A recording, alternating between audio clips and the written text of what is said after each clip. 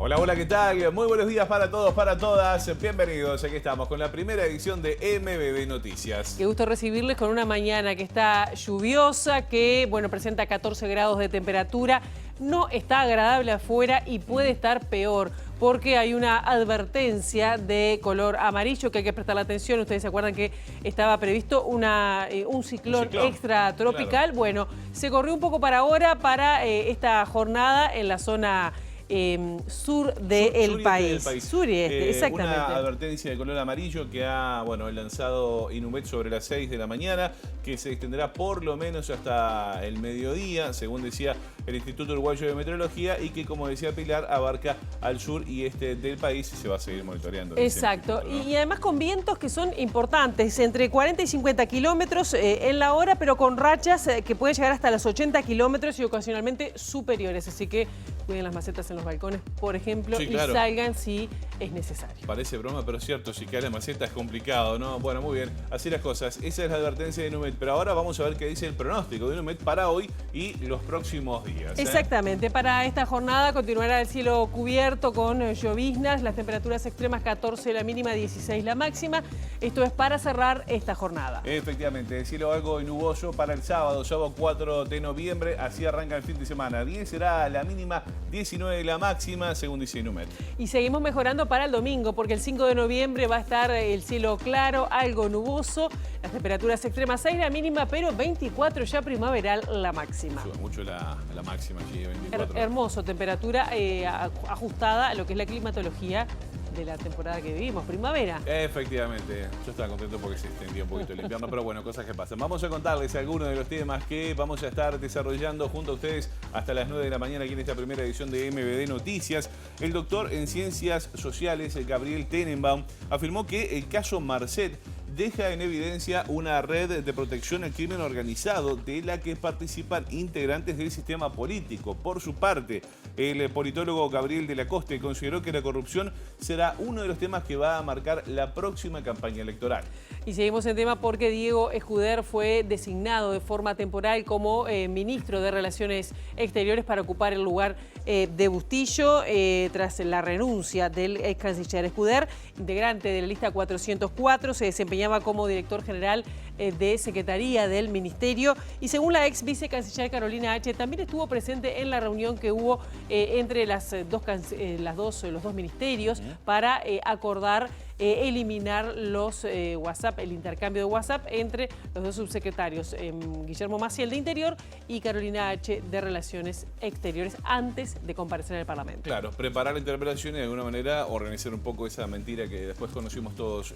A propósito del ex canciller Francisco Bustillo, va a declarar este viernes ante Fiscalía en el marco de la indagatoria justamente por la entrega del pasaporte al narcotraficante uruguayo Sebastián Marcet, mientras estaba detenido en Dubái. Tras declarar, dará su versión sobre los audios que se conocieron ya hace un par de días y que fueron difundidos por Carolina H.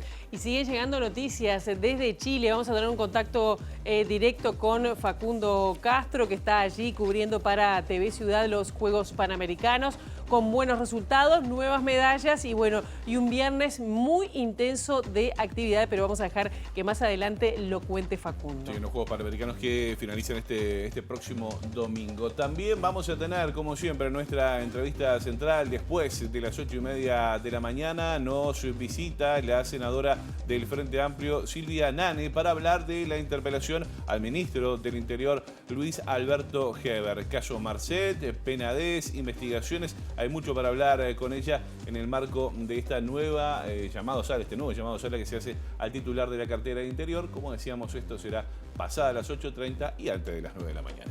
Y también nosotros ahora es momento de salir a las calles de Montevideo, esas calles húmedas por la llovina que acompañó durante toda la noche. Sí. Y vamos a ver qué nos dice el Centro de Gestión de Movilidad con respecto a los cortes de calles a esta hora. Sí. @IMTránsito, @MBD Transporte. Con datos en tiempo real de las novedades en la vía pública. Muy bien quieta la cosa, seguramente tiene que ver con la advertencia por este ciclón extratropical, así que hay que tener las precauciones del caso. Tenemos dos, Ibirahí, entre Echeverría y Boulevard Artigas, cortado hasta las 5 de la tarde por tareas de hormigonado. también 18 de julio entre Alejandro Beizo y Acevedo Díaz va a estar cortado y esto será hasta el 8 de noviembre.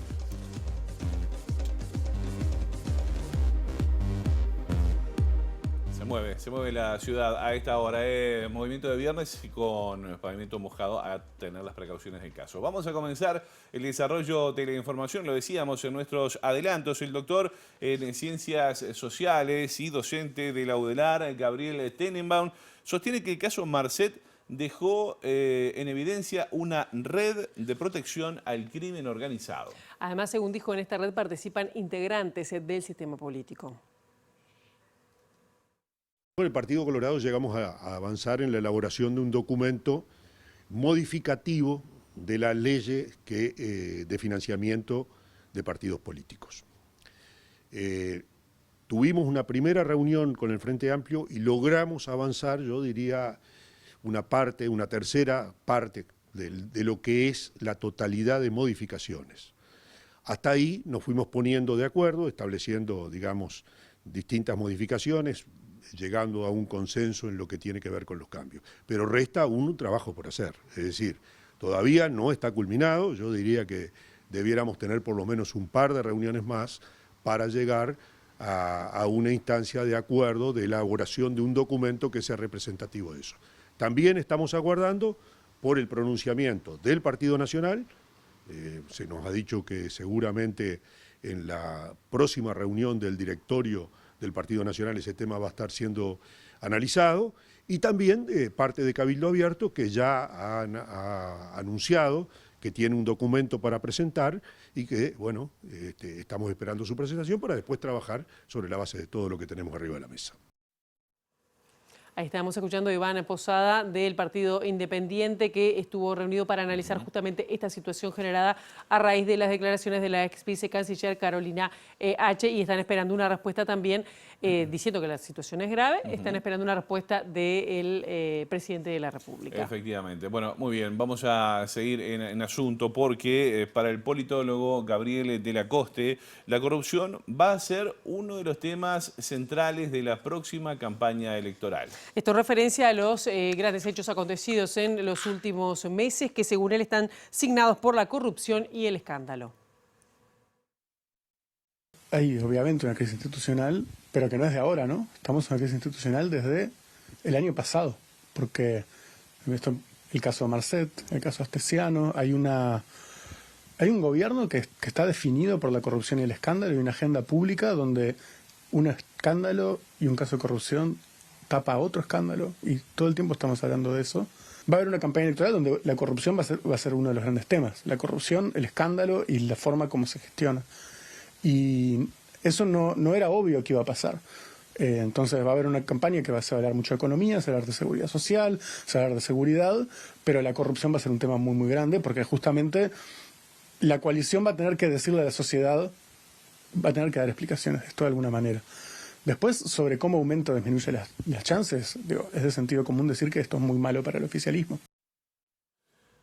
Bueno, lo decíamos en el arranque de esta primera edición de MBD Noticias, el ahora ex canciller de la República, Francisco Bustillo, va a declarar este viernes ante la Fiscalía en el marco de la indagatoria por la entrega del pasaporte al narcotraficante Sebastián Marcet, mientras estaba detenido en Emiratos Árabes Unidos. La declaración de Bustillo cobra importancia tras las revelaciones que realizó la ex vicecanciller Carolina H., quien aseguró que el gobierno ocultó los chats de WhatsApp entre ella y el subsecretario del Interior, Guillermo Maciel, sobre la detención de Marcet en el país asiático. En el caso de Bustillo, H. presentó una grabación donde el ahora exministro le solicita no presentar los chats a la funcionaria del Servicio Exterior que recababa información para contestar un pedido de acceso a la información pública presentado por la bancada del Frente Amplio. Bustillo aseguró que esa conversación está descontextualizada y anunció que tras la audiencia de este viernes dará su versión sobre lo ocurrido. Veremos qué dice. El fiscal Alejandro Machado investiga posibles irregularidades en la entrega del pasaporte a Marcet. Tras las declaraciones de H, decidió remitir esa información a la Fiscalía General de la Nación para que ésta disponga el inicio de una investigación que puede alcanzar a Bustillo, Maciel y el asesor de comunicación de Presidencia y hombre de confianza del presidente de la calle Pou, Roberto Glafluf. Y en este contexto, el Poder Ejecutivo definió la designación de Diego Escuder de forma temporal como ministro de Relaciones Exteriores hasta que se defina quién será definitivamente el sucesor de Bustillo. Sí, Escuder ya estaba trabajando allí, se desempeñaba como director general de Secretaría de la Cancillería, es licenciado y magíster en Relaciones Internacionales y además formó parte del equipo asesor del presidente Luis Lacalle Pou durante la última campaña. En la web de Cancillería se hace un raconto de la experiencia laboral del ministro temporal de Relaciones Exteriores y se informa que ha sido coordinador de la licenciatura en Relaciones Internacionales del Grupo Docente de Política Internacional y de la Maestría en Derecho Internacional de la Universidad de la República y también profesor grado 4 de Derecho Internacional. Además de su vínculo con la UDELAR, menciona su tarea docente en la Universidad Católica del Uruguay y en la Universidad de la Empresa. El sitio oficial de Cancillería también da cuenta de que Escuder integró tribunales de ascenso e ingreso al servicio diplomático del Ministerio de Relaciones Exteriores y que se desempeñó como jefe de recursos humanos del Parlamento del Mercosur y como asesor parlamentario en asuntos internacionales. Se informa además que es miembro del Instituto de Derecho Internacional Público. Ingresó a la Cancillería como director general de Secretaría el 1 de marzo de 2020 y por ende fue parte de la presentación pública del gabinete hecha luego de la victoria electoral del presidente Luis Lacalle Pou. Antes de ello, Escuder asesoró en materia de relaciones internacionales a Lacalle Pou durante la campaña electoral de 2019. En aquel momento, entrevistado en Radio Mundo, cuestionó la política exterior del último gobierno frente amplista por entender que estaba sometida a los vaivenes y vetos generados por la interna del partido de gobierno y defendió los consensos multipartidarios centrados en la defensa del interés nacional. Vamos a recordar que Diego Escuder también fue mencionado como uno de los participantes de la reunión entre las jerarquías de los ministerios de Interior y de Relaciones Exteriores para intentar, eliminar los chats, el intercambio de chat entre los dos el vicecanciller, la vicecanciller y el subsecretario del Interior, donde este último, además Maciel, alertó sobre la peligrosidad de Marcet. Sí, así lo decía Carolina H. ante el fiscal Machado. Escuder fue mencionado por H en su declaración en la Fiscalía como una de las personas participantes de una reunión en la que se habló de ocultar audios al Parlamento durante los días previos a la interpelación promovida por el Frente Amplio sobre el proceso de entrega del pasaporte a Marcet. Obviamente las interpelaciones se preparan, hubo una reunión para preparar esa interpelación. ¿Dónde fue esa reunión? Esa reunión fue en la casona del Prado del Ministerio del Interior. ¿Y quiénes participaron? Estaban presentes las autoridades del Ministerio del Interior, estaban presentes... ¿Qué autoridades del Ministerio del Interior? Sí, necesitamos los nombres y los cargos. Ministro, ¿Sí? subsecretario, director general de Secretaría. ¿Quién es el director general de Secretaría? El director general en ese momento no era Calabria. Puede ser, sí. Sí, no. Era Calabria. Sí. Calabria. Después estaba el asesor de presidencia, Roberto Lafluf, el asesor en comunicación. El ministro Bustillo. Estaba yo. Estaba el director general de Secretaría, Diego Escuder. Concretamente, ¿se conversó de ocultar el tenor de esos mensajes para bajarle el perfil a esa interpelación? Se conversó de que esos WhatsApps no mencionarlos. No Los WhatsApps estaban arriba de la mesa. Los tenía impresos el subsecretario Maciel y estaban arriba de la mesa. ¿Todos sabían de esos mensajes? Todos sabían de esos mensajes. Además, yo esos mensajes se los había enviado previamente al ministro. Bueno, y a propósito de la designación de Escuder, el senador del Frente Amplio, Charles Carrera, consideró preocupante justamente esta designación, ya que Escuder participó también de la reunión donde se acordó, según dijo Carrera, ir a mentirle al Parlamento. Carrera también reclamó la remoción de las cúpulas de los ministerios que están involucrados en estas acciones. El presidente de la República tiene que dar explicaciones razonables y lo que también decimos es que esto no se resuelve con renuncias. El presidente de la República se tiene que hacer cargo y tiene que remover a las autoridades. Nosotros no vimos con buenos ojos, es decir, la renuncia resuelve, pero ¿quién tiene acá? Acá tenía que haber existido una acción del ministro removiendo a Bustillo. No vemos con buenos ojos que Diego Escuder sea el nuevo ministro de Relaciones Exteriores. Acá la canciller denunció que se hizo una reunión en una repartición del Ministerio del Interior, la Casona del Prado, que es una repartición del Ministerio del Interior, donde se acordó ir a mentir al Parlamento Nacional, ir a mentir en definitiva a toda la ciudadanía de su conjunto. Allí participaron los directores generales, que eran Luis Calabria, por el Ministerio del Interior eran Heber, Maciel, Luis Calabria, por Cancillería, Bustillo, H y Escuder. Realmente es grave que hoy tomemos conocimiento que quien va a ser el futuro canciller estuvo en la reunión donde se empezaron a armar los estratagemas, las mentiras para la sociedad en su conjunto. El país ha retrocedido 20 años en lucha contra el narcotráfico en esta administración. El Uruguay ha pasado de ser un país de tránsito y consumo, un país de tránsito, consumo y acopio. Eso genera más violencia y estamos en un estado de defensión. Bueno, y en este marco, la bancada de senadores del Frente Amplio se declaró en sesión permanente, esto por la gravedad de los hechos que han tomado estado público en las últimas horas a partir de las revelaciones de la ex vicecanciller Carolina H. Sí, y los legisladores del Frente Amplio acordaron reunirse sobre las 10:30 de la mañana en el Palacio Legislativo justamente para analizar la situación planteada. Bueno, y hay más repercusiones políticas a propósito de este tema. También habló el senador, también del Frente Amplio, Mario Vergara, y se refirió a la situación del presidente de la GPOU, que está fuera del país por estas horas. Dijo que lamentaba que el mandatario no haya vuelto inmediatamente luego de la crisis institucional desatada tras las denuncias de la vicecanciller. Y también reclamó que sea el presidente quien destituya a las autoridades o a las jerarquías vinculadas de los dos ministerios. El presidente debió haber venido inmediatamente porque estamos en una situación institucionalmente seria, que es una herida institucional. Nosotros veníamos advirtiendo el deterioro institucional cuando se dio la entrega del puerto, el caso mismo de Marcet, el caso de Astesiano, de Penades, etcétera. Pero esto es un escalón mayor. Acá hablamos de que ha habido una confabulación de cúpulas ministeriales con el principal asesor del presidente de la República para destruir información, ocultar información y mentirle al Parlamento, mentirle a la justicia y mentirle a la ciudadanía.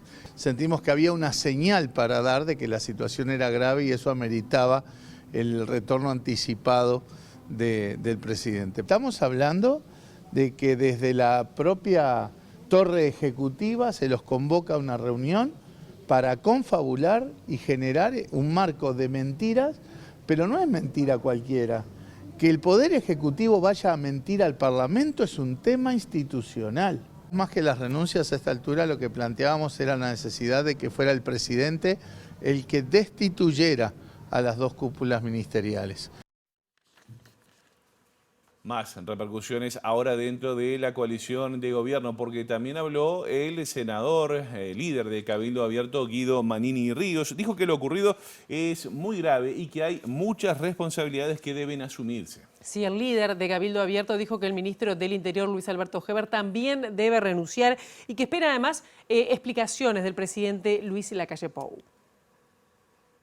Yo al menos me eduqué en una institución donde el superior siempre es responsable, sepa o no sepa, por acción o por omisión, siempre es responsable. En este caso hay responsabilidades claras y esto no puede terminar en el decapite de un funcionario de segundo orden. Acá ¿Hay posibilidad de juicio político debido a que hay un asesor del presidente involucrado? Mire, a mí me falta mucha información para decirle eso. Yo primero quiero escuchar. El canciller dijo ayer que, lo dijo al renunciar, que después de comparecer ante la justicia en el día de mañana va a hacer sus descargos.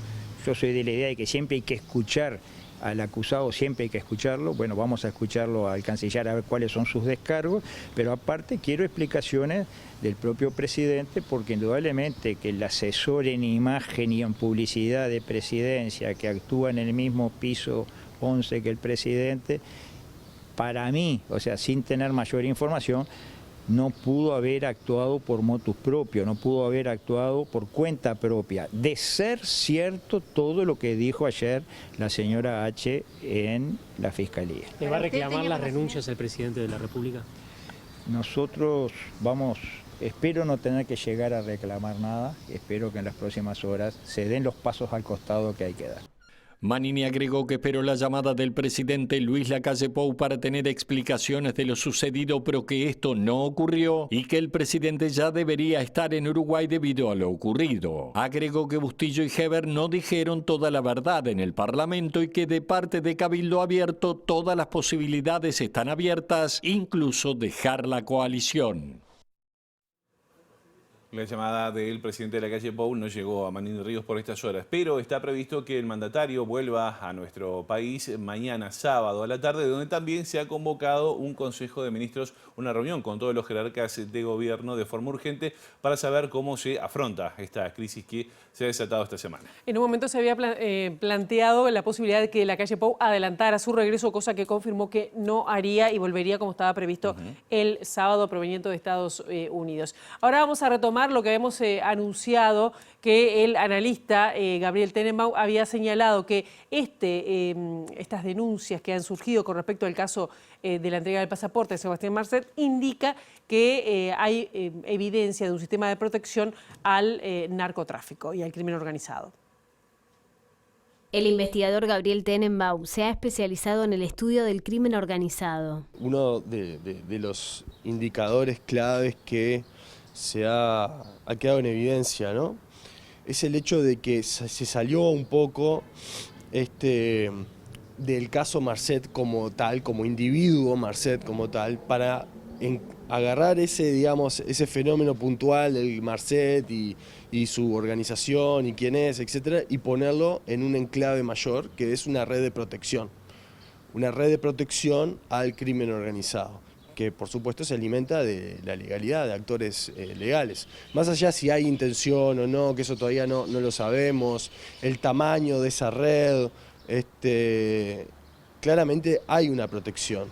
También podemos pensar de que actores políticos puedan estar colaborando, protegiendo explícitamente o implícitamente, con intención o sin intención, en el desarrollo del crimen. Y eso me parece importante reflexionar. Y está muy vinculado, por ejemplo, al financiamiento de los partidos políticos, muy vinculado a aprobar una ley de enriquecimiento ilícito del funcionario público, que son discusiones que no se saldan en nuestro país. Y vamos a dejar por un momento los temas de política para ir a temas laborales, porque trabajadores del CASMU denuncian atropellos laborales y también rechazan la eliminación del programa de gestión de urgencias. Sí, en las últimas horas emitieron un comunicado donde dicen no contar con garantías respecto de su situación laboral. Esos trabajadores concurrieron a la unidad de negociación del sindicato, tuvimos una reunión con ellos y se empezó la gestión para hablar con la empresa, para ver cómo se podía resolver esta situación. Por lo que tenemos entendido, esta medida afecta a este sector, pero podría haber otras medidas que afectaran a otros sectores. Igual, de todas formas, eso se está hablando con los trabajadores afectados, que en principio son los que concurrieron a la unidad de negociación, y veremos en estos días si hay otros servicios afectados y cómo continuar la negociación con la empresa. Del PGU son 100 trabajadores. Luego de las otras áreas que estarían afectadas, que por lo que tenemos entendido podría ser la emergencia o la internación, no tengo la cifra exacta, porque la denuncia que recibimos al sindicato médico fue de los trabajadores del PGU. Las empresas pueden hacer reestructuras y está bien, les compete a cada empresa hacerlo. Lo que pasa es que si estas reestructuras ponen en jaque el trabajo de los, valga la redundancia, de los trabajadores, en este caso médicos, como sindicatos tenemos que actuar y en principio siempre es buscar un vínculo de una forma adecuada para tratar de generar el beneficio de esos trabajadores, ¿no? Entonces, por ahora lo que estamos en negociaciones desde la presidencia del sindicato médico, desde la unidad de negociación, y se verán los pasos que se tengan que hacer. Estamos hablando de que la comunicación a los trabajadores fue hecha el 31 de octubre y que a partir del 1 de noviembre quedaban no desvinculados de la empresa, pero sí sin las guardias asignadas a este sector.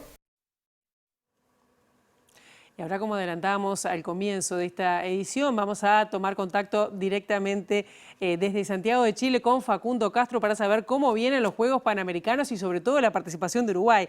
Facundo, muy buenos días, bienvenido. Buen día, ¿cómo están? Muy bien. La verdad es que viene todo muy bien por acá, sobre todo después de la jornada de ayer, porque se consiguió algo que es casi tan importante o más incluso que a veces que las medallas. Se consiguieron 2 clasificaciones a París 2024, a los Juegos Olímpicos. Serán en vela, deporte en el que Uruguay no faltará a los Juegos Olímpicos desde 1984, o sea, desde hace 40 años, en París harán 40 años ininterrumpidos de presencia de la vela uruguaya en Juegos Olímpicos. Es la disciplina en estos términos con mayor continuidad en clasificaciones por mérito propio, porque natación y atletismo han tenido periodos en los que sus deportistas clasifican por cupo de universalidad. Esto quiere decir que se les dan invitaciones a Uruguay. En vela no sucede eso. Y bueno, y ayer la verdad es que fue tremendo lo que hicieron, sobre todo el velero 49er de Manu Pierre y Fernando Diz, quienes además aseguraron una medalla. Por ahora están en la posición de medalla de plata, todavía no está confirmado esto, porque deben disputar la Medal Race hoy, pero ayer llegaban al último día de la fase regular de regatas, detrás de Brasil, equipo al que le tenían que ganar para clasificar a los Juegos Olímpicos, y no solo le ganaron a Brasil, sino que le ganaron a todos. Ganaron las 3 regatas del día, primeros, y de esa manera sacaron una tremenda diferencia sobre el barco brasileño. Se aseguraron su posición en la Medal Race, se aseguraron al menos la medalla de bronce y de momento ocupan la posición de la medalla de plata. Hernán Unpierre, de 22 años, y Fernando Diz, de 23, van a ir a sus primeros Juegos Olímpicos en París 2024. La otra que clasificó es Dolores Moreira, que llega a sus terceros Juegos Olímpicos a la edad de 24 años. O sea, es una locura lo que está haciendo Lola. Es la segunda mujer uruguaya en la historia en clasificar a 3 Juegos Olímpicos, después de Débora Rodríguez, que sigue vigente y que en esta campaña está buscando la clasificación a sus 4º Juegos. Lola tiene 24, para Lola está bastante más complicada la medalla porque está en el 4º lugar y a 7 puntos de Argentina, que es la medalla de bronce, la única a la que Lola puede tener aspiraciones de acceder en la Medal Race. Lola tendrá la Medal Race mañana sábado, los chicos del 49er van a correrla hoy, así que hoy se confirmará esa medalla para Uruguay, que de momento es la 7ª. Está muy bien. Facu, a propósito de esto, Lola habló en las últimas horas, ¿no? Correcto, si quieren la podemos escuchar. Dale, vamos a verla. Logramos la clasificación, que era el objetivo principal. Ahora nos queda la medal. Estamos ahí a unos puntos del U de la Argentina, así que nada, ese es el último pasito en estos Juegos. Era el objetivo principal de este año, clasificar a los Juegos. En el Mundial no se dio, tuvimos un mal campeonato. Y bueno, acá está la revancha. Teníamos otra oportunidad más, que era en el Mundial, pero por suerte ya asegurar la plaza acá me da mucha tranquilidad porque puedo planificar todo el año que viene con tiempo, hacer bien las cosas y intentar meter la mayor cantidad de competencias posibles para llegar de buena forma a los Juegos. Obviamente han cambiado muchas cosas desde Toronto, ahí tenía 16 años y no me imaginaba poder clasificar a los Juegos, y hoy por hoy, o sea, es un objetivo que lo tenía y lo veía posible, y bueno, obviamente vine con otra cabeza a este campeonato. Y también fue un plus poder contar con Jano y con toda la experiencia que tiene él y nada, siento que armamos un buen campeonato y espero que podamos cerrarlo de la mejor forma. Ahí está, ahí pasaba Dolores Moreira, Facu, que también, bueno, previamente hablaba de lo que significaba la experiencia para ella, arrancar tan joven también, con 16 años, en este tipo de competencias que le fueron dando experiencia para enfrentar lo que pasa ahora y lo que se vendrá a futuro. Sí, y un detalle más que ella lo mencionaba ahí en esas palabras, fue un plus contar con Jano, dice ella. Se refiere a Alejandro Foglia, el último uruguayo en alcanzar una medal race en los Juegos Olímpicos, cuando lo hizo allá en Londres 2012. Alejandro Foglia es actualmente entrenador de Lola desde esta temporada, algo que no había sucedido así antes. Antes era Lola entrenada por Luis Chaparro. Bueno, en este caso es entrenada por Alejandro Foglia y van a ser, digamos, un buen equipo, como ella dice, de cara también a los Juegos Olímpicos, donde, bueno, Foglia aporta toda esa experiencia de haber participado también en 3 ediciones de los Juegos Olímpicos. Así que, bueno, ojalá que esa sociedad entre la deportista y el entrenador dé buenos frutos a futuro. Facundo, también un viernes que se presenta muy intenso en cuanto a competencias para los uruguayos, ¿no? ¿Cómo venimos? Sé que también el rugby está por ahí. ¿Cómo es el día de hoy? ¿Cómo está planificado? Hoy hay de todo, la verdad es que hoy hay de todo. Ahora en un ratito, a las 9:20, hay una final de canotaje. Julián Cabrera y Matías Otero en K2, que es kayak para 2 personas, 500 metros. Eso para arrancar el día. Después tendremos una semifinal de pelota vasca a mediodía, donde Leonela Acosta va a jugar contra Micaela Cortés de Argentina, rival a la que ya le ganó el año pasado. O sea que la uruguaya parte relativamente como favorita en este partido. Si consigue la victoria, asegurará por lo menos la medalla de plata acaba de ganar el grupo en la jornada de ayer. Estamos hablando de la modalidad de frontball en pelota vasca. Y bueno, si Leonela le gana a Gaela Cortés de Argentina, va a asegurar la plata. Y si no, mañana deberá jugar por el bronce. Pero está interesante lo que pueda venir de ahí porque es una muy probable medalla. Porque además, en caso de jugar por el bronce, lo va a hacer contra una de las rivales del grupo que ella ya participó, digamos, a las que ya enfrentó. Y en ese caso ya les ha ganado a todas. Entonces es muy probable que por lo menos el bronce sea para Acosta. Después en la tarde habrá rugby, como vos decías, a partir de las 12:55 Uruguay va a debutar en un partido que tiene olor a final. ¿Por qué? Porque es contra Chile. Después juega contra Jamaica 5:30 y después contra Argentina a las 8:50 de la noche. Jamaica el rival más accesible del grupo, por más que no es para nada fácil, y Argentina el rival más difícil del grupo, con el que probablemente Uruguay pierda, pero no hay que dar nada por descontado en este torneo que va a ser muy parejo en el Rugby 7, que es otra de las modalidades en las que Uruguay ya está clasificado a los Juegos Olímpicos. Estamos hablando de maratón, de ciclismo, de Rugby 7 y ahora de 2 clases en vela, donde Uruguay ya tiene clasificación a los Juegos Olímpicos. Me gustaría también repasar el karate porque Maximiliano La Rosa a partir de las 2 de la tarde va a estar compitiendo en la categoría de menos de 60 kilogramos. Es un muy buen valor uruguayo Maximiliano La Rosa, que puede entreverarse en la conversación por las medallas. Y en la tarde, tardecita y ya en la noche también, habrá competencias de atletismo. 5 y 10 correrá Débora Rodríguez la semifinal de los 800 metros. A las 7 y 10 de la tarde, Manuela Rotundo, la joven Manuela Rotundo,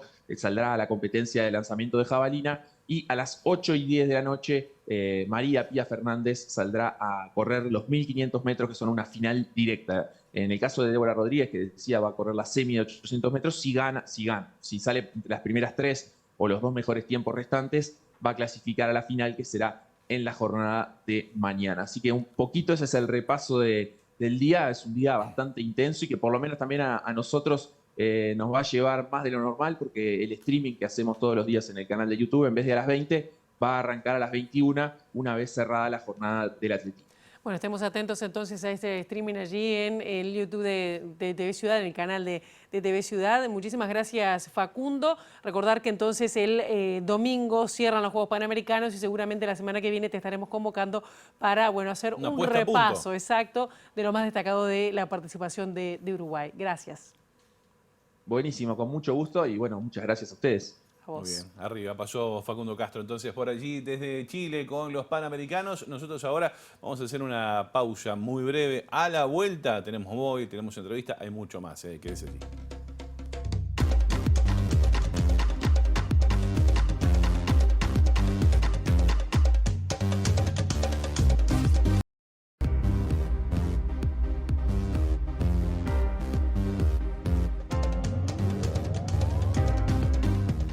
Seguimos con más MB Noticias, segundo bloque. Como habíamos dicho antes de la pausa, ya está con nosotros la senadora del Frente Amplio, Silvia Nanes. ¿Cómo le va? Buen día, bienvenida. Muy buen día, un gusto estar con ustedes. Un placer recibirla como siempre por acá. Nane, bueno, varios asuntos, ¿no? La interpelación al ministro Luis Alberto Heber por varios temas, sin ir más lejos. Bueno, caso Marcet, Astesiano, Penades, entre otros.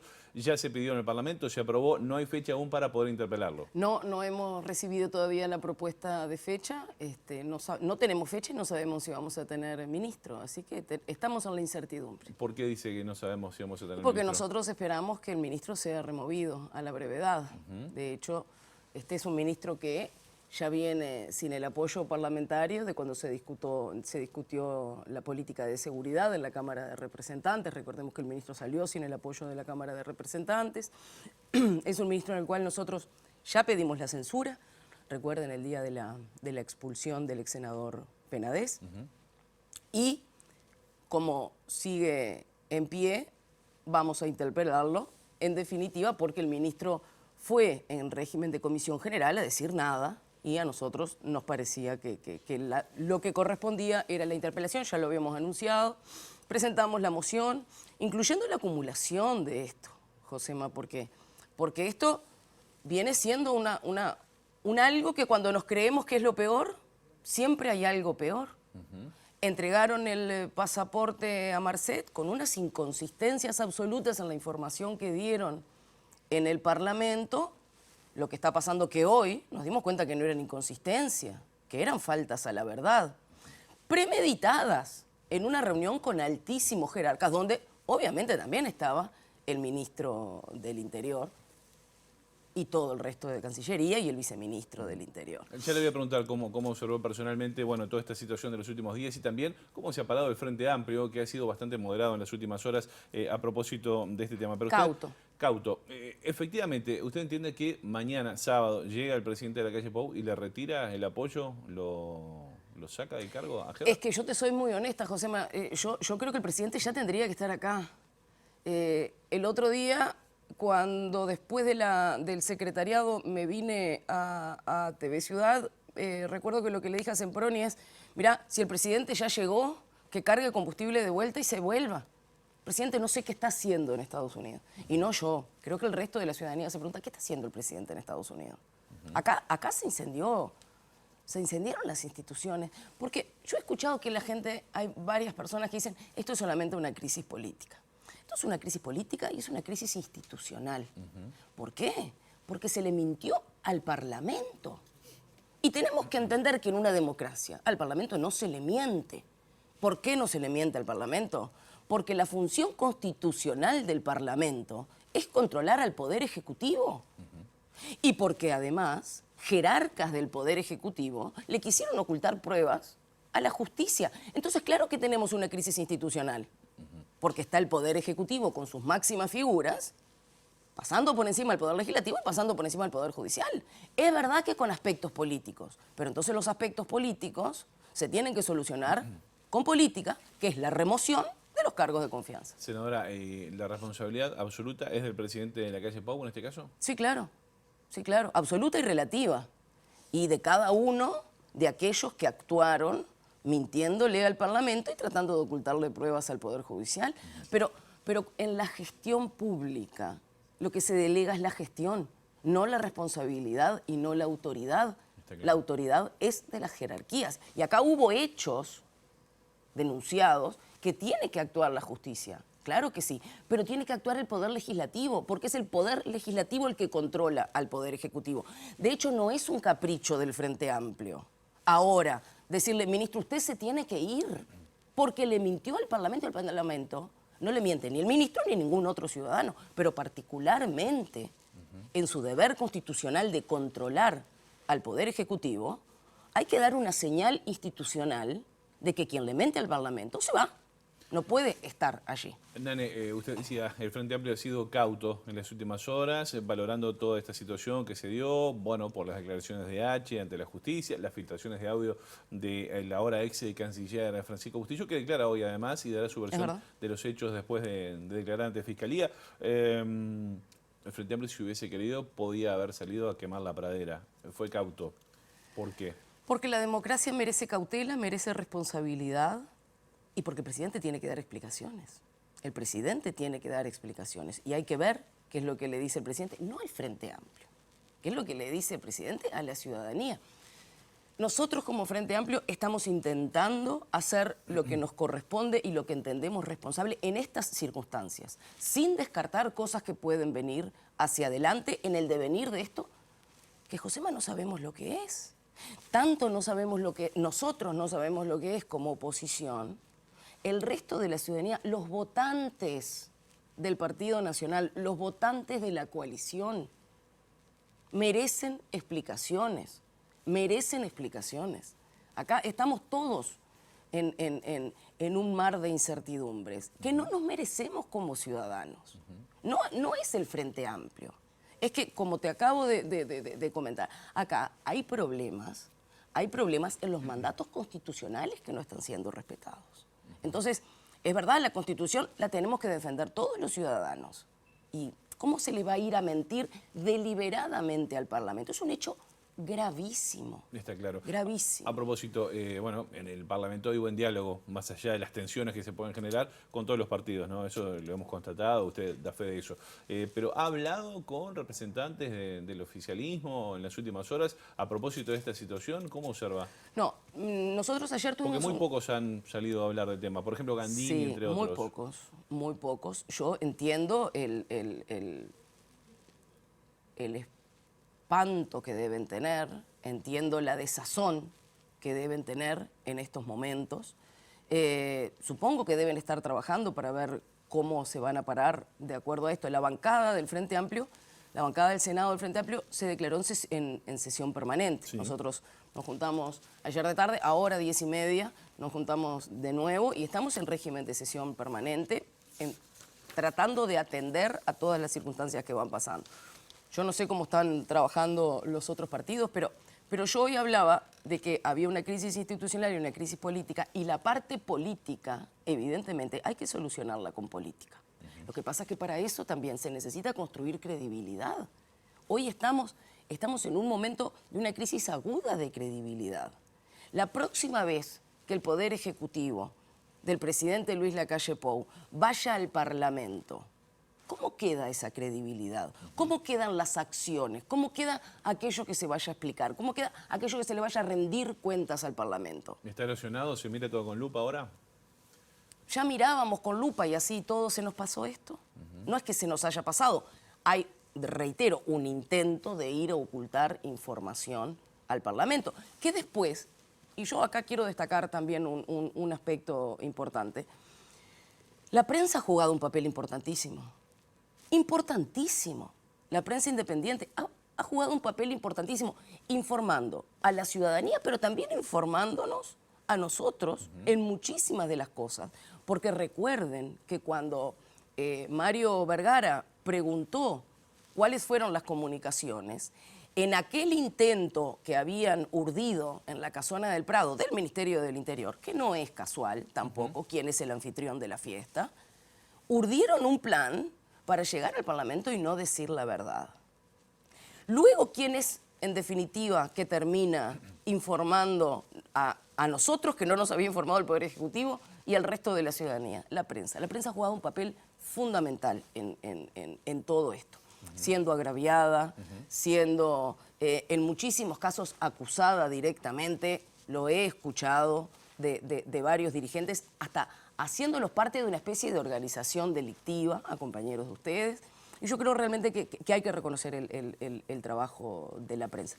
Nosotros hoy no estaríamos sabiendo un montón de cosas para los que entendemos que tenemos que tener esa información para poder actuar. La justicia no lo hubiese tenido, en definitiva, si no hubiese sido por la labor de la prensa. Así que, ¿qué quiero decir con esto? Acá cada quien en su metro cuadrado de responsabilidad está haciendo cosas para preservar esta democracia. Está claro. Yo creo que el mínimo respeto que merecemos es que el presidente de la República venga urgente y nos dé explicación de qué está haciendo él para colaborar con todos quienes estamos tratando de sustentar esto. Senadora, usted mencionaba recién este encuentro que hubo en esa casona del Ministerio del Interior allí en el Prado, donde participaron, entre otros, los titulares de Cancillería, Interior, etcétera. Estaba H, también estaba Escuder, que fue designado en las últimas horas. Ya le voy a preguntar por eso, pero ¿qué responsable tiene H en todo esto? Porque si H no hubiese filtrado también estos audios, quizás esa mentira que llegó al Parlamento no lo hubiésemos sabido. Sí, bueno, a ver, la responsabilidad ciudadana de hacer lo que tenga que hacer. Ya no ocupa un cargo en el Ejecutivo.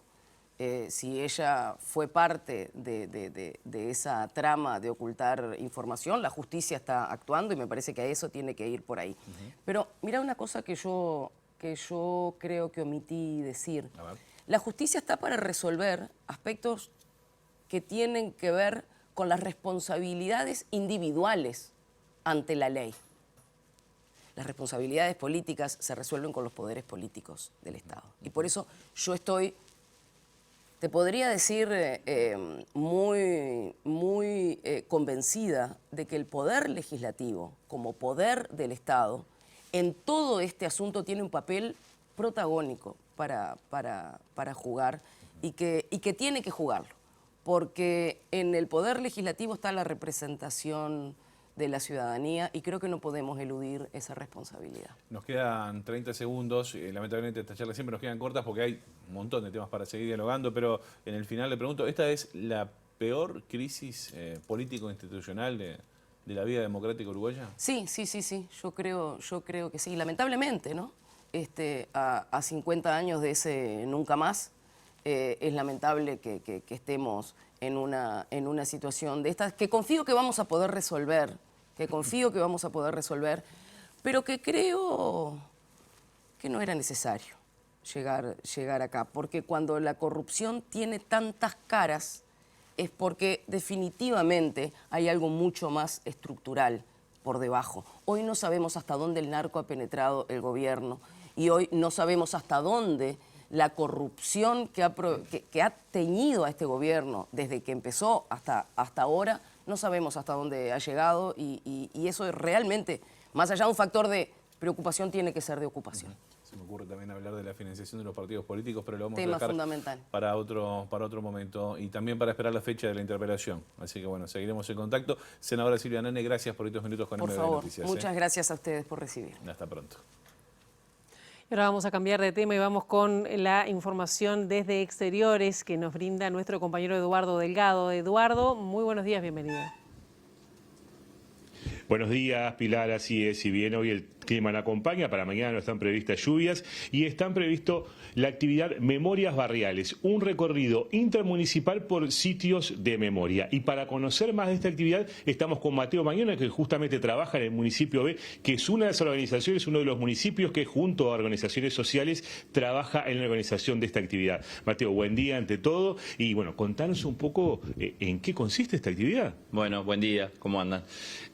Bueno, el año pasado nos presentamos en el Fondo Patrimonio de los Barrios, un llamado que habitualmente la Intendencia de Montevideo realiza año a año, con la idea de generar un recorrido intermunicipal, un proyecto intermunicipal que vinculara 4 sitios de memoria en 4 municipios distintos, el municipio B, el G, el CH y el F.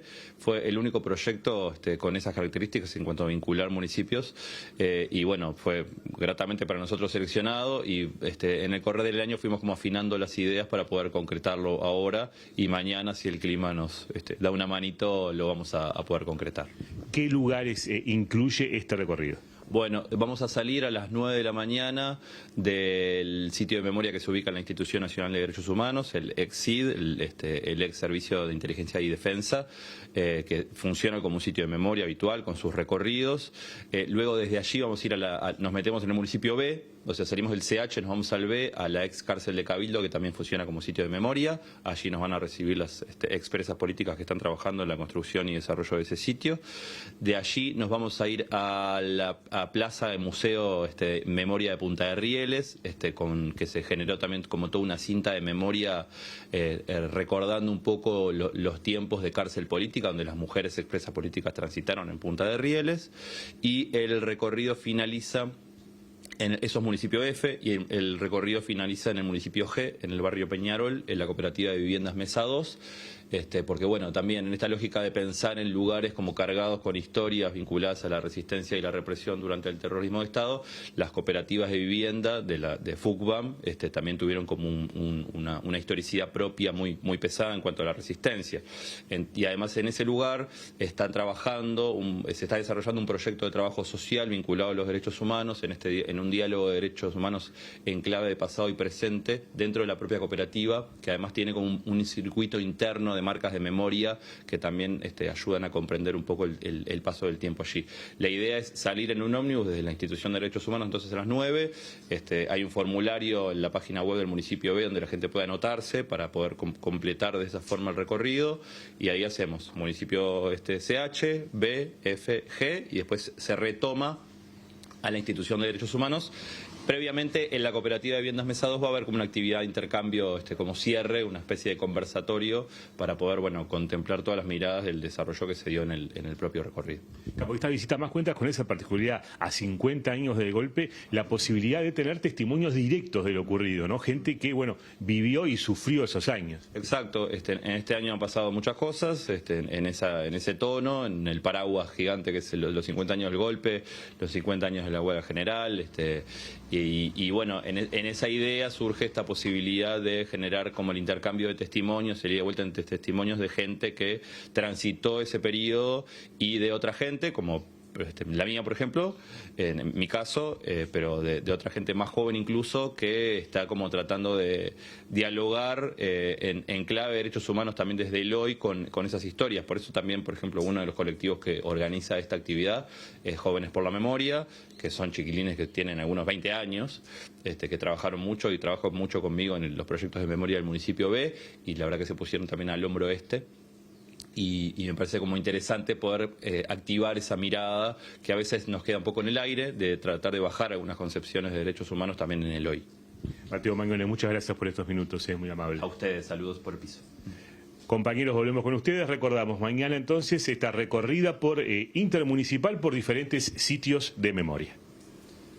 Bien, muchísimas gracias, Eduardo. Interesante entonces ese recorrido que nos planteaba allí Mateo. Bueno, vamos a ver cómo seguirlo, ¿no? Sí, y poder claro. hacerlo. Está súper interesante. Un abrazo para todo el equipo, también para Mateo allí.